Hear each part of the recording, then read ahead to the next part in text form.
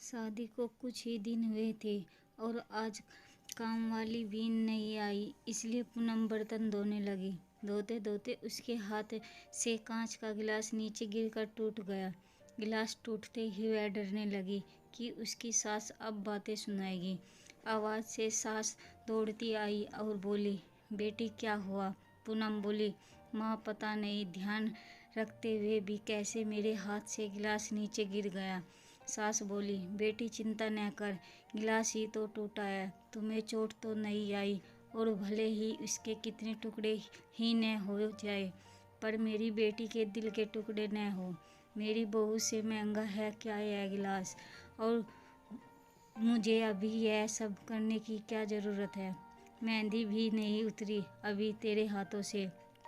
अभी तुम मेरे बेटे के साथ ज़्यादा समय बिताओ और एक दूसरे को समझो।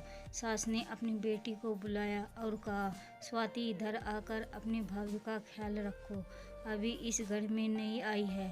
स्वाति ने कहा, हाँ माँ। सास फिर बहू से बोली, शुरू में तुम मुझे अपनी माँ ही समझना, मुझे भी तुम्हारा दिल जीतना है, सास बनकर नहीं माँ बनकर। देखते देखते पूनम की आंखों में खुशी के आंसू आ गए।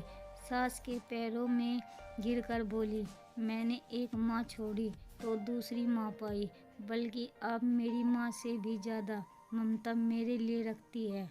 यदि घर में यह गिलास टूट जाता तो माँ भी दो बात सुनाती।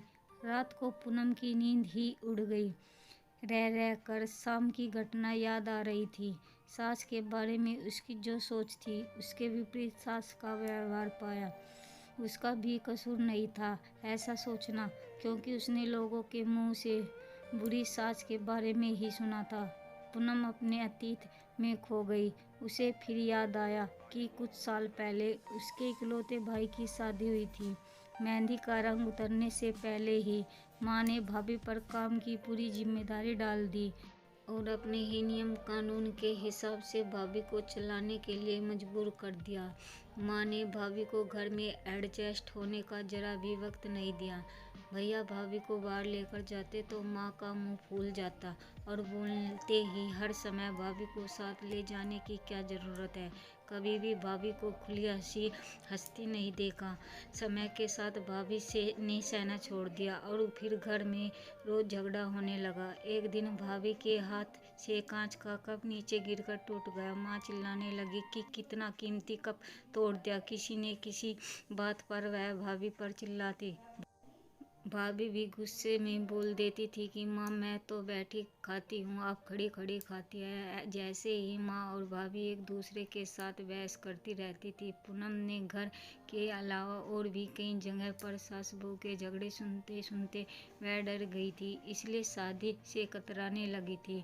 मगर माँ बाप के कहने पर उसे शादी करनी पड़ी और अनजान डर को लेकर ससुराल आ गई।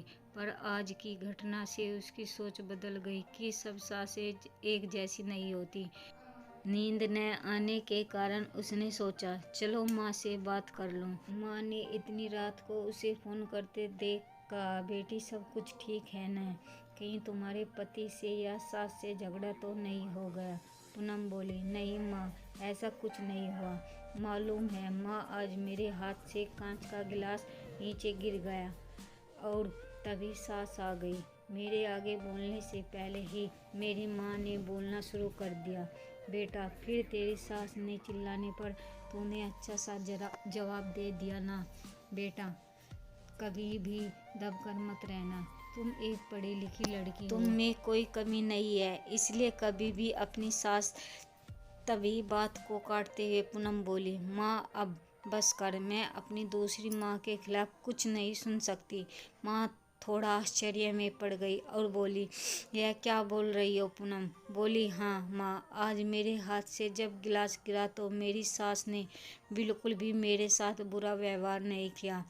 अतः मैं पूनम बोली, अब आप समझ गई सारी बात। माँ एक और बात कहनी थी, आप बुरा तो नहीं मानोगी? उसकी माँ बोली, हाँ बोल बेटा। पूनम बोली, माँ काश आप भी मेरी नई भाभी के साथ माँ की तरह बर्ताव करती तो शायद भाई और भाभी अलग घर में नहीं रहते। अपनी बेटी की बात सुनकर उसे एहसास हुआ कि उसने अपनी बहू के साथ गलत बर्ताव किया है। उसकी बेटी ने उसकी आंखें खोल दी। पूनम कुछ बोलती उससे पहले उसकी माँ बोली, पूनम अब जब तू यहाँ आएगी तो पूरे परिवार को एक साथ पाएगी। अब फ़ोन रख, मुझे मेरे बहू और बेटे के स्वागत की तैयारी करनी है। शादी के बाद नई ज़िंदगी की शुरुआत में अगर आज सास समझदारी से काम नहीं लेती तो शायद शुरुआत की नींव ही कमज़ोर होने से पूरी ज़िंदगी आपस में दरार पड़ जाती है। गिलास को टूटने से कोई नहीं रोक सकता, लेकिन प्रेम को टूटने से हम रोक सकते हैं। कांच के टुकड़े हो जाए पर घर के टुकड़े न हो पाए। एक दूसरे को समझे, एक दूसरे की इज्जत करे। यदि बहू सास को माँ मान ले तो सास को भी बहू को बेटी मान लेना चाहिए, तब घर स्वर्ग बन जाएगा। कहानी सुनने के लिए धन्यवाद। अगर आपको कहानी अच्छी लगी हो तो चैनल को लाइक करो, सब्सक्राइब करो।